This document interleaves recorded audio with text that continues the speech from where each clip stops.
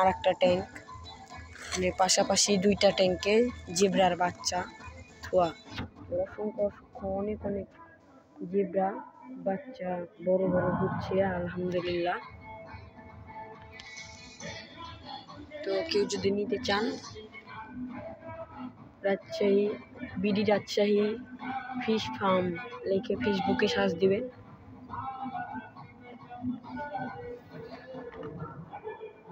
বা কমেন্ট বক্সে নিচে নাম্বার দেওয়া আছে, নাম্বারে ফোন দিতে পারেন।